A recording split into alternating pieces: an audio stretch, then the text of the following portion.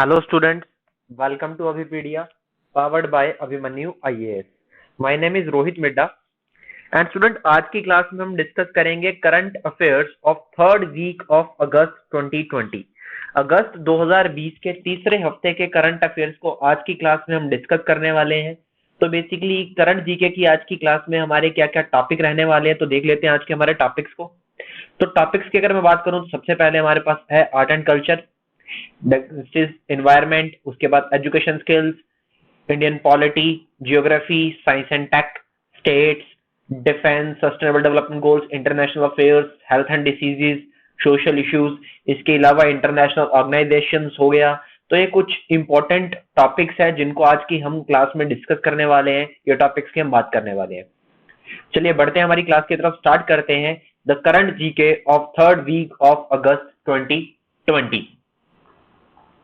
तो सबसे पहले हम बात करेंगे नेशनल रिक्रूटमेंट एजेंसी की। तो नेशनल रिक्रूटमेंट एजेंसी की अगर मैं बात करूं तो देखिए 2019-20 का जब बजट आया था, 2019-20 का जब यूनियन बजट आया था, तो इस यूनियन बजट के अंदर सेंट्रल गवर्नमेंट ने एक प्रस्ताव रखा था कि जितने भी नॉन गैजेटेड रिक्रूटमेंट्स होती हैं, बेसिकली ग्रेड बी या ग्रेड सी की जितनी भी रिक्रूटमेंट्स होती हैं, उन रिक्रूटमेंट्स के लिए एक अलग से बॉडी बनाई जाए। तो उस बॉडी को अभी कैबिनेट ने फाइनल अप्रूवल दे दिया है कि अब उस बॉडी को बनाया जाएगा जो कि ग्रेड बी और ग्रेड सी की जितनी भी रिक्रूटमेंट्स होती हैं उन सारी रिक्रूटमेंट्स को करेगी ये बॉडी, उन सारी रिक्रूटमेंट्स को रिक्रूट करेगी, एम्प्लॉयज को रिक्रूट करने के लिए काम करेगी ये body, that is national recruitment agency. ये क्या करेगी? ये एक कॉमन एलिजिबिलिटी टेस्ट कंडक्ट करेगी, एक कॉमन एलिजिबिलिटी टेस्ट ये कंडक्ट करेगी। इस कॉमन एलिजिबिलिटी टेस्ट के चलते हुए यहाँ पर रिक्रूटमेंट किया जाएगा ग्रेड बी और ग्रेड सी का, नॉन गैजेटेड वैकेंसीज का, यानी कि ग्रेड ए को छोड़कर ग्रेड बी और ग्रेड सी की जितनी भी वैकेंसीज हैं वो इसके थ्रू कंडक्ट की जाएंगी। कॉमन एलिजिबिलिटी टेस्ट कंडक्ट करवाया जाएगा, चाहे वो बेसिकली एसएससी की वैकेंसीज हो, ठीक है, चाहे वो रेलवे रिक्रूटमेंट बोर्ड की हो या फिर वो आईबीपीएस की हो, that is institute of banking personal selection. तो बेसिकली नेशनल रिक्रूटमेंट एजेंसी में ministry of railways, ministry of finance and department of financial services के जो एम्प्लॉयज है वो काम करेंगे, ठीक है। इनके रिप्रेजेंटेटिव यहाँ पे वर्क करेंगे, एसएससी के, आरआरबी के, आईबीपीएस के एम्प्लॉयज यहाँ पर वर्क करने वाले हैं, ठीक है। तो नेशनल रिक्रूटमेंट एजेंसी यहाँ पर बनाई जाएंगी, 3 साल के लिए वर्क करे, 3 साल का टाइम दिया है इसको लेके आने के लिए, ठीक है, 3 इयर्स का टाइम दिया है यहाँ पे। और कितना खर्चा आएगा? 1517 रुपीज 0.57 करोड़, 1517.57 करोड़ रुपीज यहाँ पे खर्च किए जाएंगे और एक बॉडी बनाई जाएगी नेशनल रिक्रूटमेंट एजेंसी जो कि कॉमन एलिजिबिलिटी टेस्ट कंडक्ट करवाने वाली है। ये एक स्कोर देगा, बेसिकली 3 तरह के लेवल पे काम करेगा, ठीक है, 3 तरह के लेवल पे ये काम करने वाला है, 10th पे, 12th लेवल पे और ग्रेजुएशन लेवल पे ये वर्क करने वाली है, ठीक है। 10, 12 एंड ग्रेजुएशन लेवल पे ये वर्क करेगी और बेसिकली एक स्कोर देगी जो स्कोर की 3 साल तक वैलिड रहेगा, 3 साल तक ये स्कोर वैलिड रहेगा, ठीक है। देखो जो भी रिक्रूटमेंट्स होती है ना, चाहे स्टेट गवर्नमेंट कर रही है, चाहे आईबीपीएस कर रहा है, आरआरबी कर रहा है या एसएससी कर रहा है, ये उनके लिए एक वन कॉमन टेस्ट लेने का काम करेगा। मतलब आपने देखा होगा जो भी इनकी रिक्रूटमेंट होती है इसमें टीयर 1 पेपर जो होता है, ठीक है, टी जो इसको हम बोल देते हैं टीयर 1 की जगह पे ये होगा कॉमन एलिजिबिलिटी टेस्ट, टीयर 1 की जगह पे। बाकी टीयर 2, टीयर 3, टीयर 4 प्रोसेस जो होते हैं वो इंडिविजुअल एजेंसीज अपने लेवल पे ही कंडक्ट करने वाली है, ठीक है। इंडिविजुअल एजेंसीज अपने लेवल पे टीयर 2, टीयर 3, टीयर 4, मतलब एक प्राइमरी प्रोसेस जो होगा वो नेशनल रिक्रूटमेंट एजेंसी करेगी, बाकी के जितने भी प्रोसेस होंगे वो सारे इंडिविजुअल एजेंसीज अपने लेवल पे कंडक्ट करवाने वाले हैं। क्लियर? तो नेशनल रिक्रूटमेंट एजेंसी इसको अप्रूवल मिल गया है। चलिए आगे बढ़ते हैं।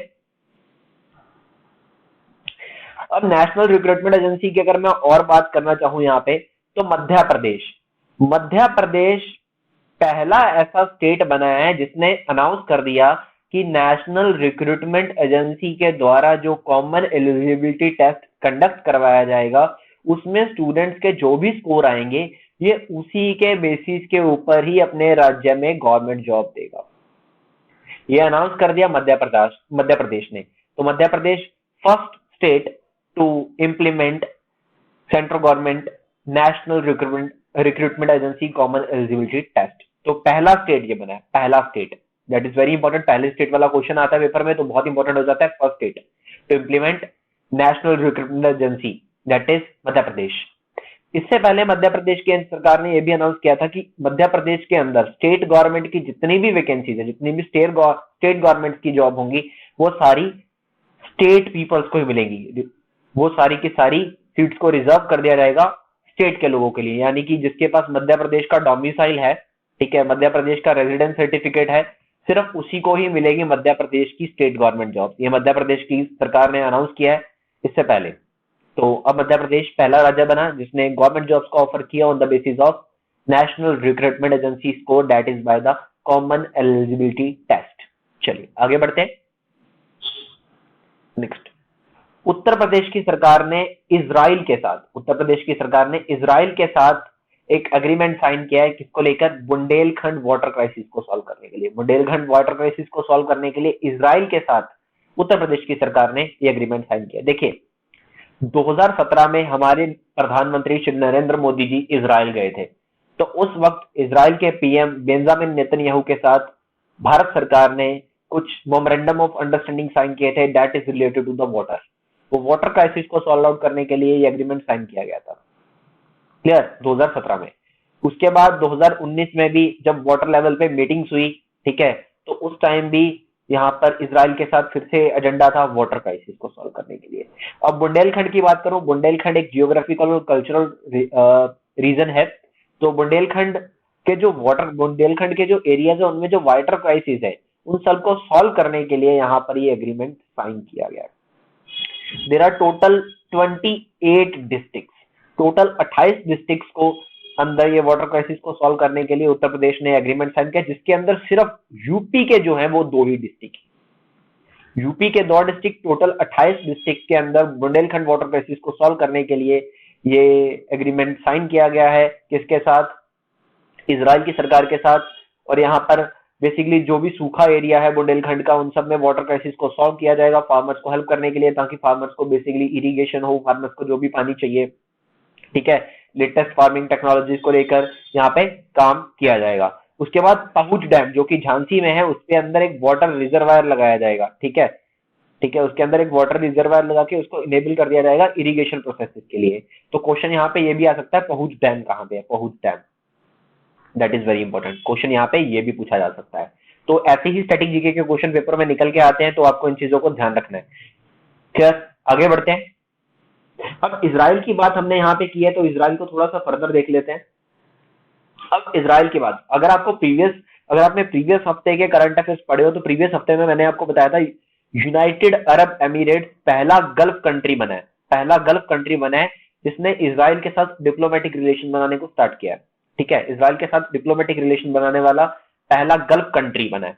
कौन? United Arab Emirates. अब उसी के चलते हुए यूनाइटेड अरब एमिरेट्स और इजराइल ने अब बोला है कि वो साइन करने वाले हैं अब्राहम अकॉर्ड, अब्राहम अकॉर्ड ये साइन करने वाले हैं, ठीक है, ये सितंबर में साइन होगा, सितंबर में। और इनके बीच में जो इंटरमीडिएटर है वो है US, United States of America. तो सितंबर में UAE and Israel peace agreement sign करेंगे, एक दूसरे के साथ डिप्लोमेटिक रिलेशंस को और बढ़ाएंगे, that is Abraham accord. Abraham accord का मतलब होता है बेसिकली जो भी यहाँ पे ज्यूश पीपल्स जो है, जो मुस्लिम पीपल्स जो हैं एंड जो क्रिश्चियन पीपल्स हैं, इन तीनों को यहाँ पर इक्वली, इन तीनों की भलाई के लिए काम करना, दैट इज अब्राहम अकॉर्ड। तो इन तीनों की पीस के लिए यहाँ पे वर्क करने के लिए यहाँ पर यूएई एंड इजराइल यहाँ पर पीस एग्रीमेंट साइन करें, that is Abraham accord. UAE पहला गल्फ कंट्री बना है, ये मैं आपको पहले भी बता चुका हूँ, ठीक है, पहला गल्फ कंट्री बना है जिसने इजराइल के साथ डिप्लोमेटिक रिलेशन बनाने का स्टार्ट किया है। एंड मैं अरब नेशंस की अगर बात करूं, यूएई अरब नेशन भी है, तो यूनाइटेड अरब एमिरेट्स तीसरा अरब नेशन बना है, ठीक है, तीसरा अरब कंट्री बना है जिसने इजराइल के साथ ये पीस एग्रीमेंट साइन किया है। तो पहले दो कौन कौन से हैं? That is Egypt and Jordan, Egypt and Jordan. इस पीस एग्रीमेंट के साइन होते ही बेसिकली देखो इजराइल क्या चाहता है, इजराइल चाहता है कि जो भी बेसिकली पैलेस्टीन के अंदर जो उसका लैंड है, बेसिकली जो भी ईस्ट जेरूसलम है, ठीक है, देखिए सबसे पहले मैं बता दूं जेरूसलम क्या है। जेरूसलम एक डिस्टर्ब्ड एरिया है, ठीक है, जिसे दो पार्ट में बांटा गया हुआ है, एक है ईस्ट जेरूसलेम, एक है वेस्ट जेरूसलेम। ईस्ट है इसराइल की कंट्री के साथ एक देश की बाउंड्री लगती है, दैट इज पैलेस्टीन, ठीक है। पैलेस्टीन के पास है ईस्ट, और वेस्ट वाला है इसराइल के पास। अब इसराइल की बेसिकली कैपिटल तो जो है वो है तल अवीव, ठीक है, बट इसराइल ने क्या अनाउंस किया कि उसकी जो कैपिटल है वो है जेरूसलेम। अब जेरूसलेम तो एक डिस्टर्ब्ड एरिया है जो कि दो कंट्रीज में बटा हुआ है, ईस्ट इसके पास है, वेस्ट इसके पास है। तो पैलेस्टीन और इसराइल के बीच में काफी फाइट रहती है।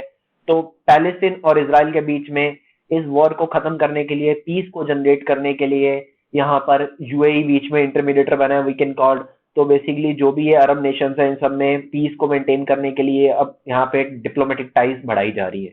इसराइल भी शांति चाहता है, बट इसराइल चाहता है इस लैंड पे अपने पीपल्स को बसाना, ठीक है, इस लैंड पे, ईस्ट जेरूसलम की लैंड पे अपने पीपल्स को बसाना भी चाहता है इसराइल।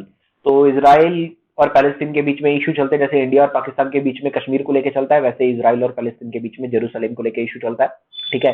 बट इसराइल ने क्या अनाउंस कर दिया, जेरूसलम उसकी कैपिटल है, बट इसराइल की जो कैपिटल है वो है तल अवीव, तल अवीव। अब यहाँ पे क्राइसिस ये भी आते हैं कि अभी तक इसराइल ने ये भी बोल दिया है कि जेरूसलम को वो ऑफिशियली अपना, मतलब जो भी उसके जितने भी यहाँ पे एम्बेसीज ऑफिसेज हैं वो तल अवीव में ही है, उसको यहाँ पे शिफ्ट अभी नहीं करेगा, ठीक है। तो पहले वो पीस एग्रीमेंट, यहाँ पे पीस को आगे फर्दर बढ़ाएगा। तो इससे पहले यूएई एंड इसराइल के बीच में अगर मैं रिलेशंस की बात करूं तो इससे पहले 90s में इनके रिलेशन काफी खराब रहे हैं, ठीक है। एंड उसके बाद अभी कोविड-19 के चलते हुए दोनों कंट्रीज ने एक दूसरे की हेल्प भी करी है, तो इसी के चलते हुए पीस एग्रीमेंट और बढ़ते जा रहे हैं, बढ़ते जा रहे हैं, और दोनों के बीच में अच्छे रिलेशंस होते जा रहे हैं। इसराइल, चलिए आगे बढ़ते हैं। Very important, Atal ranking of institution of innovation achievement, that is Atal ranking of institution on innovation achievements 2020। तो देखिए, इंस्टीट्यूशंस को फर्दर प्रमोट करने के लिए यहाँ पर उनकी लिए हायर एजुकेशन के लिए, एक हायर एजुकेशन इंस्टीट्यूशन के लिए एक रैंकिंग यहाँ पे डिक्लेयर की जाती है ministry of education, ministry of HRD के द्वारा, ठीक है। पहले मिनिस्ट्री ऑफ एचआरडी बोलते थे, बट अभी यहाँ पर मिनिस्ट्री ऑफ एजुकेशन उसका नाम बदल के रख दिया गया है। तो यहाँ पे बात करते हैं 2020 की रैंकिंग को लेकर। सबसे पहले बात करेंगे इंस्टीट्यूट ऑफ नेशनल इंपॉर्टेंस, यानी कि सेंट्रल यूनिवर्सिटीज या फिर central funded universities, central funded technical institutions. तो सबसे टॉप पे तो रहा है आईआईटी मद्रास, पहले भी यही था, अब भी यही है, आईआईटी मद्रास। आईआईटी मद्रास ने यहाँ पे टॉप किया है, ठीक है। दूसरे नंबर पे रहा आईआईटी बॉम्बे, तीसरे नंबर पे रहा आईआईटी दिल्ली, फोर्थ पे रहा Indian institute of science Bengaluru, and fifth पे आईआईटी खड़गपुर। तो ये 5 यहाँ पे मैंने आपको दिखाए हैं, ठीक है। इससे ज्यादा आपको पढ़ने की जरूरत नहीं है, इससे ज्यादा डीप में जाने की जरूरत नहीं है, क्योंकि इसके बाद वाले एग्जाम में नहीं पूछे जाते। बेसिकली टॉप तो आपको पहले 3 ही बताना चाहिए, बट यहाँ पे मैंने आपको पहले 5 बता दिया। इसके बाद फर्दर रैंकिंग्स भी है, उनकी भी बात करेंगे। फर्दर रैंकिंग्स में अगर मैं बात करूं, अब बात आती है government and government added universities की। पहले मैंने बात की किसकी, सेंट्रल फंडेड यूनिवर्सिटीज की। अब government and government added universities की बात करेंगे तो सबसे पहले इंस्टीट्यूट ऑफ केमिकल टेक्नोलॉजी, ये कहाँ पे है, महाराष्ट्र में। उसके बाद आता है Punjab university Chandigarh. Next is Chaudhary Charan Singh Haryana agriculture university, Haryana में है Chaudhary Charan Singh Haryana agriculture university. Next is government and government aided colleges and institutes. पहले क्या था, पहले यहाँ पे था यूनिवर्सिटीज, अब यहाँ पे क्या है, कॉलेजेस और इंस्टीट्यूट्स, ठीक है। तो सबसे पहले कॉलेज ऑफ इंजीनियरिंग पुणे, उसके बाद PES college of engineering Karnataka, the next is Coimbatore institute of technology Tamil Nadu. चलिए आगे बढ़ते हैं, ये नाम आपको याद करने पड़ेंगे, 3 नहीं कर सकते तो एटलीस्ट टॉप वाला तो आपको पढ़ना ही पड़ेगा, ठीक है। किस कैटेगरी में किसने टॉप किया, एटलीस्ट ये तो आपको पता होना चाहिए। नेक्स्ट, अब प्राइवेट और सेल्फ फाइनेंस यूनिवर्सिटीज की अगर मैं बात करूं तो सबसे टॉप पे है Kalinga institute of industrial technology, that is in Odisha. उसके बाद आता है SRM institute of science and tech Tamil Nadu. उसके बाद आता है Vellore institute of technology Tamil Nadu. And private और सेल्फ फाइनेंस्ड कॉलेजेस की बात करूं, पहले हमने यूनिवर्सिटीज की बात की है, एंड देन इज इसमें है SR engineering college Telangana. Next is Shri Krishna college of engineering and technology Tamil Nadu. Basically यहाँ पे 2 इंस्टीट्यूट्स हैं, ठीक है। And the second one is GH Raisoni college of engineering Nagpur Maharashtra. तो मतलब सेकंड रैंक जो आया है इस कैटेगरी में वो 2 कॉलेजेस का आया है, 2 इंस्टीट्यूट्स का आया है। द थर्ड इज निते Meenakshi institute of technology Karnataka, next देखिए, अब दैट इज वेरी इंपॉर्टेंट, क्योंकि इस बार क्या हुआ है, इस बार एक नई कैटेगरी यहाँ पे इंक्लूड की गई अटल इनोवेशन रैंकिंग के अंदर। वो नेक्स्ट कैटेगरी क्या है, that is the sixth category. ये कैटेगरी है वुमेन्स के लेके, ऐसे इंस्टीट्यूशन जो फिर सिर्फ वुमेन्स को लेके काम करते हैं, higher educational institution exclusively for womens only. ठीक है, तो इसमें बेसिकली दो इंस्टीट्यूट्स को ही इंक्लूड किया गया है। तो दो इंस्टीट्यूट कौन कौन से हैं, Avinashilingam institute for home science and higher education for women Tamil Nadu में है, and the next one is Indira Gandhi Delhi technical university for women, that is in Delhi. तो पहली बार इनको ये कैटेगरी इंक्लूड की गई है, दैट इज वेरी इंपॉर्टेंट। इसको लेके क्वेश्चन में आने के चांसेस और भी ज्यादा है, क्योंकि दो ही है, तो दोनों के दोनों आपको पता होना चाहिए, that is very important. Next, Chhattisgarh की सरकार ने एक स्कीम लॉन्च करी है, पढ़ाई तुहार पारा स्कीम। ठीक है, जो भी स्कूल स्टूडेंट्स हैं, कोविड-19 की सिचुएशन की वजह से वो स्कूल नहीं जा पा रहे हैं, तो इसी के चलते हुए यहाँ पर छत्तीसगढ़ की सरकार ने ऐसी स्कीम लॉन्च की है। छत्तीसगढ़ की सरकार ने इससे पहले एक स्कीम और चलाई थी, ठीक है, ऑनलाइन एजुकेशन के लिए, दैट इज पढ़ाई तुहार दुआर स्कीम। पढ़ाई तुहार दुआर स्कीम, ये स्कीम पहले चलाई थी छत्तीसगढ़ की सरकार ने। अब इसके चलते हुए बेसिकली ऑनलाइन एजुकेशन काफी लोगों के लिए अफोर्ड करना मुश्किल था, ठीक है, क्योंकि उसके लिए स्मार्टफोन्स, टैबलेट्स, लैपटॉप, पीसी ये सब चाहिए। तो अब छत्तीसगढ़ की सरकार ने उसके चीजों को सॉल्व आउट करने के लिए एक नई स्कीम चलाई, पढ़ाई तुहार पारा स्कीम। इसके चलते हुए क्या होगा, बेसिकली जो कम्युनिटीज होती है विलेजेस में, ठीक है, तो वो यहाँ पे क्या करेंगे, विलेजेस में लो लेवल पे बच्चों को पढ़ाएंगे, ठीक है, ज्यादा भीड़ भी इकट्ठी नहीं होगी, ठीक है। तो बच्चों को शिक्षा देने के लिए, बच्चों को सिखाने के लिए यहाँ पर जो कम्युनिटी की सहायता से गांव में बच्चों को शिक्षित किया जाएगा। इसी के साथ साथ एक और इनिशिएटिव, एक प्रोग्राम भी लॉन्च किया मुख्यमंत्री जी ने, बुलटू के बॉल। छत्तीसगढ़ के मुख्यमंत्री ने लॉन्च किया, भूपेश बाघेल, कांग्रेस की सरकार है यहाँ पे। बुलटू के बॉल, ये क्या है, बेसिकली एक इनिशिएटिव, एक प्रोग्राम है जिसके चलते हुए बच्चों को स्टडी मटेरियल प्रोवाइड किया जाएगा विदाउट इंटरनेट। बेसिकली इंटरनेट हर जगह हर कोई एक्सेस नहीं कर पाता है, तो ब्लूटूथ के चलते हुए यहाँ पर इन बच्चों के लिए यहाँ पे स्टडी मटेरियल इनको प्रोवाइड किया जाएगा। बुलटू के बॉल आपको पता होना चाहिए, व्हाट इज बुलटू के बॉल। नेक्स्ट बात करते हैं, हरित पाथ। ये हरित पाथ क्या है, हरित पाथ एक मोबाइल ऐप है, that is launched by Nitin Gadkari, our union cabinet minister for road transport and highways. तो बेसिकली हरित पाथ क्या है, नेशनल हाईवेज जो हमारे हैं, ठीक है, हमारे जो नेशनल हाईवेज हैं, इन नेशनल हाईवेज के आसपास, ठीक है, इन नेशनल हाईवे के आसपास प्लांटेशन को लेके, बेसिकली प्लांट्स को लेके, सैम्पलिंग्स को लेके कि प्लांट लगाए जा रहे हैं, ठीक है, उन सबको चेक करने के लिए, उनको मॉनिटर करने के लिए यहाँ पे एक मोबाइल ऐप लॉन्च की गई है, हरित पाथ। तो बेसिकली हमारा जो डिपार्टमेंट है, that is national highways authority of India. National highway authority of India का एक इनिशिएटिव काफी टाइम से चल रहा है, हरित भारत संकल्प।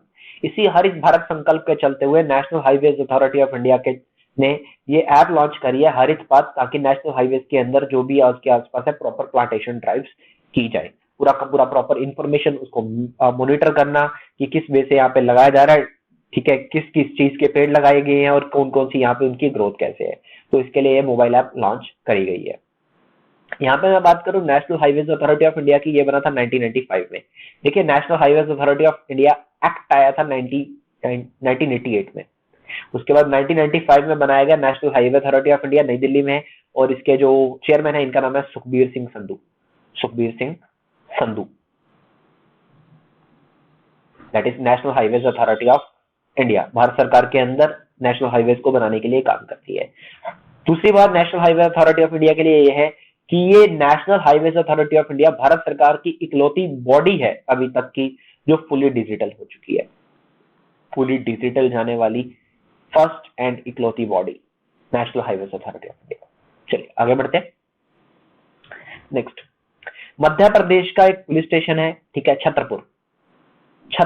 तो छतरपुर की पुलिस ने अभी ये अनाउंस किया है, उन्होंने एक कैंपेन चलाया है, एक संकल्प बुजुर्गों के नाम, that is by the Chhatarpur police of Madhya Pradesh. तो मध्य प्रदेश की छतरपुर पुलिस ने एक कैंपेन चलाया, एक संकल्प बुजुर्गों के नाम। देखिए, जो मध्य प्रदेश की एक पुलिस है, उनका जो मोटो है, दैट इज देशभक्ति जनसेवा। तो इसी मोटो के चलते हुए, देशभक्ति जनसेवा के चलते हुए, जो भी ओल्ड पीपल्स है, जो अकेले रहते हैं, ठीक है, जिनकी कोई देखभाल करने वाला नहीं है, जो भी बुजुर्ग है जिनकी कोई देखभाल करने वाला नहीं है, उन लोगों को प्रॉपर फूड, ठीक है, मेडिसिन, प्रॉपर केयर सब कुछ मिल रहा है, उनको किसी चीज की तकलीफ तो नहीं है। इन सब चीजों को देखने के लिए छतरपुर की पुलिस ने एक कैंपेन चलाया है, एक संकल्प बुजुर्गों के नाम। चलिए आगे बढ़ते हैं।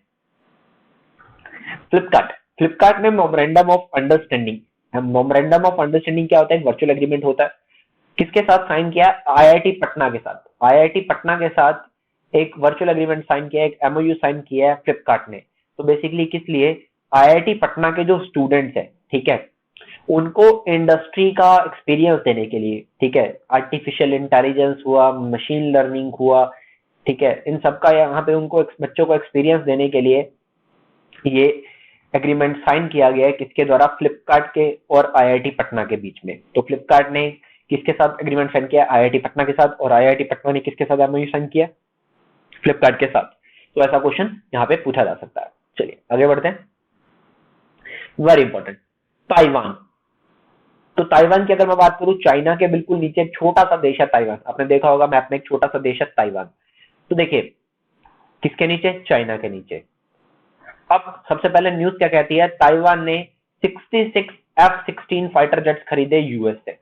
बेसिकली यहाँ पे एक डील साइन करी है $62 बिलियन के अंदर ताइवान ने यूएस के साथ, ठीक है। देखिए चाइना, अब चाइना जो है मेनलैंड चाइना, इसको रियल नेम में बोलते हैं पीपल रिपब्लिक ऑफ चाइना।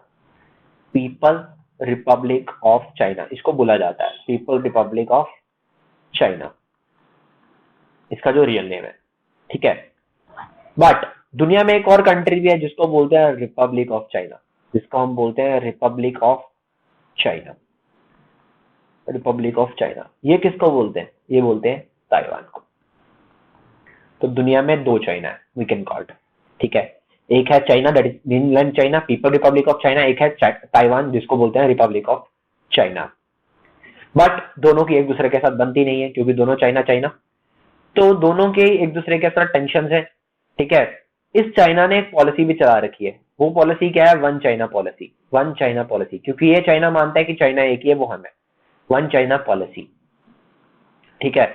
ये वन चाइना पॉलिसी क्या है कि ये दूसरी कंट्री से मनवाता है कि आप साइन करो वन चाइना पॉलिसी, और अगर आपने वन चाइना पॉलिसी मान ली, ठीक है, आपने मान लिया एक ही चाइना है, तब आप ताइवान के साथ कोई संबंध नहीं रख सकते, तब आप ताइवान देश के साथ कोई संबंध नहीं रख सकते। तो यहां पर आपको पता है कि यूएस और चाइना के बीच में अब टेंशन बढ़ती जा रही है। यूएस और चाइना के बीच में टेंशन बढ़ती जा रही है, ठीक है। यूएस और चाइना के बीच में बढ़ती हुई टेंशन को लेकर यूएस ने ये ताइवान के साथ एक डील साइन कर लिया, उसको F-16 फाइटर जेट देने का। तो इसके चलते हुए मतलब यूएस ने अपने रिलेशन और किसके साथ खराब कर लिए? चाइना के साथ। 1992 के बाद पहली बार ताइवान को कोई हथियार बेचा है, मतलब फाइटर जेट्स बेचे हैं यूएस ने। अब चाइना ने बेसिकली इसके चलते हुए अपोज भी किया है। चाइना ने ये बोला कि you are against the one China policy, आप वन चाइना पॉलिसी को ब्लॉक कर रहे हो, यहाँ पर यूएस को ये बोला गया, ठीक है। बट यूएस को इस चीज से कोई फर्क नहीं पड़ता क्योंकि चाइना के साथ उसके रिलेशन पहले ही खराब चल रहे हैं। तो यूएस ने ताइवान के साथ यहाँ पे एक एग्रीमेंट साइन किया है। यूएस ताइवान को दे रहा है क्या? F-16 fighter jets, F-16 fighter jets, ठीक है। बेसिकली ये F-16 fighter jets latest technology के। F-16 फाइटर जेट्स तो काफी पुराने हैं, F-16 जेट्स काफी पुराने हैं, बट यहाँ पे जो इसका लेटेस्ट टेक्नोलॉजी वर्जन है ये दिया जाएगा ताइवान को। लेटेस्ट वर्जन दुनिया में बहुत सारे देशों के पास है F-16 जेट्स, एंड यूएस की एक कंपनी है लॉकहीड मार्टिन, वो बनाती है इसको, लॉकहीड मार्टिन। तो कौन सी कंपनी बनाती है ये भी आपको पता होना चाहिए, लॉकहीड मार्टिन। तो लॉकहीड मार्टिन बनाती है F-16, ये इसी ने बनाया हुआ है, यूएस की इस कंपनी ने। तो यहाँ पर 66 फाइटर जेट F-16 जेट्स यहाँ पे ताइवान को मिलने वाले हैं यूएस से, ठीक है। तो दुनिया में दो चाइना है, एक है पीपल रिपब्लिक ऑफ चाइना, एक है Republic of China that is Taiwan. और ताइवान और चाइना, मेनलैंड चाइना की आपस में बनती नहीं है। वन चाइना पॉलिसी चाइना ने चला रखी है कि अगर आपने इस पॉलिसी को एक्सेप्ट किया तो मतलब आप ताइवान के साथ कोई संबंध नहीं रख सकते। तो यूएस ने अभी ताइवान के साथ संबंध रखे अमिट द वन चाइना पॉलिसी। चलिए आगे बढ़ते हैं। हमारे जो डिफेंस मिनिस्टर हैं श्री राजनाथ सिंह जी, इन्होंने यहाँ पर अप्रूवल दिया है किसको? नेशनल कैडेट कॉर्प्स को। नेशनल कैडेट कॉर्प्स को एक्सपेंड करने के लिए यहाँ पर एक अप्रूवल दिया है। इससे क्या होगा, बेसिकली भारत के 173 बॉर्डर एंड कोस्टल डिस्ट्रिक्ट्स में यहाँ पर नेशनल कैडेट कॉर्प्स को यहाँ पर एम्प्लॉय किया जाएगा, इनको यहाँ पर नियुक्त किया जाएगा। ठीक है, बेसिकली 83 यूनिट्स, ठीक है, 83 नेशनल कैडेट कॉर्प्स की यूनिट्स को यहाँ पर एक्सपेंड किया जाएगा, इनको यहाँ पर रिक्रूट किया जाएगा, जिसमें 53 आर्मी में, 20 नेवी में और 10 एयरफोर्स में नियुक्त किए जाएंगे, टोटल 83। ठीक है, इन नेशनल कैडेट कॉर्प्स को ट्रेनिंग देकर इनको यहाँ पर बॉर्डर और कोस्टल एरियाज में भेज दिया जाएगा। और यहाँ पर बहुत ही अच्छा इनिशिएटिव ये लिया गया, इनमें से 1/3 लड़कियां होने वाली है। ठीक है, 1/3 of the cadet would be girl cadet. तो ये नेशनल कैडेट कॉर्प्स को अच्छे लेवल पे एक्सपेंड करने के लिए, आर्मी को और बूस्ट अप करने के लिए एक इनिशिएटिव लॉन्च किया गया है डिफेंस मिनिस्टर के द्वारा। नेक्स्ट बात करते हैं, अगेन रैंकिंग स्वच्छ सर्वेक्षण 2020। स्वच्छ सर्वेक्षण 2020, देखिए 2016 में प्रधानमंत्री मोदी जी ने इसको इनॉग्रेट किया था स्वच्छ सर्वेक्षण को, अभी 5वीं बार स्वच्छ सर्वेक्षण लाया गया है। तो कौन सी सिटी यहाँ पर अच्छे लेवल पे है, कौन सी सिटी ग्रो कर रही है, कौन सी सिटी पीछे चल रही है सफाई अभियान को लेके, स्वच्छता को लेके, कौन सी स्टेट अच्छे लेवल पे है। तो सबसे पहले जो हमारे पास कैटेगरी आती है, that is national ranking for the cities with the population of more than 10 lakh. ऐसी सिटीज जिनमें 10 लाख से ज्यादा की पॉपुलेशन है। तो क्लीनेस्ट सिटी की बात करते हैं सबसे पहले क्लीनेस्ट की, तो सबसे टॉप पे रहा है पिछली बार की तरह इंदौर। स्कोर आप देख सकते हो, स्कोर इज नॉट इंपॉर्टेंट, कुछ सिटी बताना चाहिए। सबसे नंबर 1 पे इंदौर, दूसरे नंबर पे सूरत, उसके बाद नवी मुंबई, विजयवाड़ा, अहमदाबाद।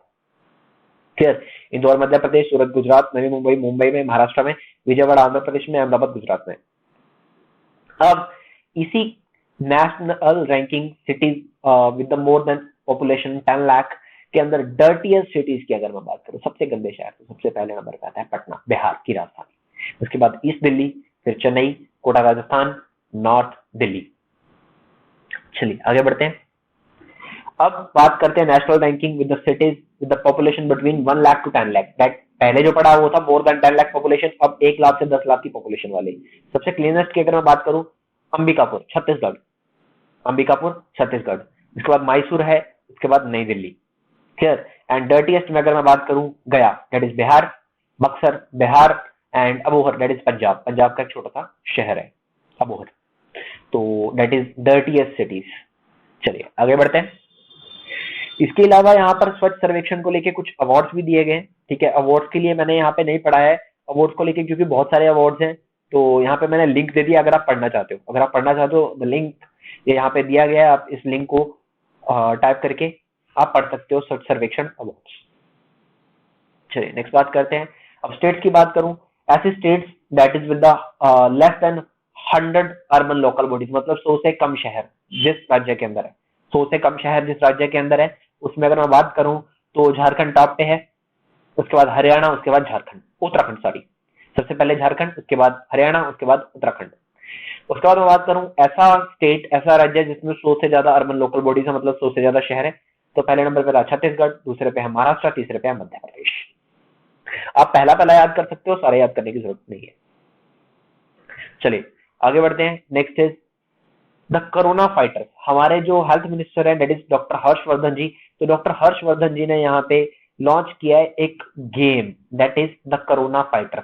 तो बेसिकली ये जो गेम है ये कोविड-19 के ऊपर बनाया गया है कि किस तरह से हमें कोविड के चलते हुए अपने आप को प्रोटेक्ट करना है, किस तरह से मास्क पहनना है, किस तरह से सोशल डिस्टेंसिंग मेंटेन करनी है, उसके ऊपर एक गेम बनाया गया है, the corona fighter, the corona fighters.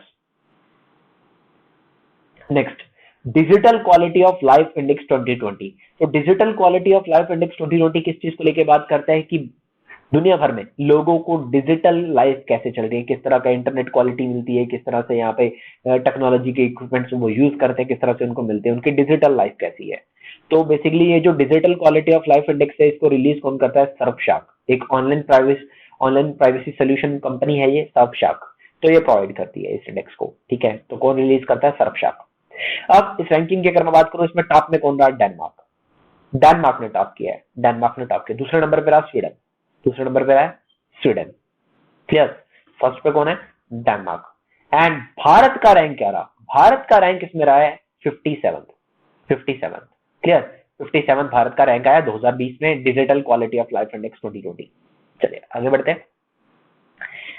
International solar alliance, international solar alliance organise करने वाला है दुनिया की पहली solar technology summit, world first solar technology summit, जो कि 8 सितंबर को ये ऑर्गेनाइज करने वाला है। ये अनाउंस कर दिया है international solar alliance. International solar aliens जो कि 2015 में बना था, जिसका हेडक्वार्टर गुरुग्राम हरियाणा के अंदर, गुरुग्राम हरियाणा। और बेसिकली इसके जो डायरेक्टर जनरल है, इनका नाम है उपेंद्र त्रिपाठी, उपेंद्र त्रिपाठी। चलिए आगे बढ़ते हैं। डीआरडीओ, डीआरडीओ की लैब्स ने एक सैनिटाइजेशन डिवाइस बनाया है, that is notes clean. Notes clean, अब नाम से क्लियर आप समझ गए होंगे, नोट्स क्लीन मतलब हमारी जो करेंसी नोट्स है, ठीक है, पैसों को सैनिटाइज करने के लिए। जैसे आपने देखा होगा कि एक नोट काउंटिंग मशीन होती है कि पैसे को डाल दिया जाता है और वो दूसरी तरफ से पैसे निकाल देती है काउंट करके। उसी तरह से ये मशीन है कि आप एक तरफ से नोट डालोगे, दूसरी तरफ से ये सैनिटाइज करके करेंसी नोट्स को बाहर निकाल देगी। तो डीआरडीओ की एक लैब ने बनाया है क्या, notes clean sanitisation device. Next, हमारा जो ट्राइबल अफेयर मिनिस्ट्री है, ठीक है, अर्जुन मुंडा जी इसके मिनिस्टर हैं। तो इसने एक tribal health and nutrition portal launch किया जिसका नाम है स्वास्थ्य। स्वास्थ्य, ये स्वास्थ्य क्या करने वाला है, बेसिकली जो भी भारत के अंदर ट्राइबल एरियाज है, तो ट्राइबल एरियाज के अंदर जो भी ट्राइबल पीपल रहते हैं उन सबको न्यूट्रिशन को लेके, उनकी प्रॉपर हेल्थ को लेके उनको अवेयरनेस देना, उनको एजुकेशन प्रोवाइड करवाना कि किस तरह से आप प्रॉपर न्यूट्रिशन लेने चाहिए, आपको किन किन चीजों की रिक्वायरमेंट है, तो प्रॉपर उनको, ताकि उनकी अच्छी हेल्थ के लिए यहाँ पर ये इनिशिएटिव लॉन्च किया गया स्वास्थ्य। इसी के चलते, इसी के साथ साथ एक इलेक्ट्रॉनिक न्यूज लेटर, मतलब उनके सेल फोन या उनके लैपटॉप पीसी पे उनको भेजा जाएगा एक ई न्यूज लेटर कि किस तरह से उनको हेल्थ एंड न्यूट्रिशन को फॉलो अप करना है, दैट इज अलेख। इसका नाम है अलेख। ये क्वार्टरली भेजा जाएगा, क्वार्टरली इसको भेजा जाएगा अलेख।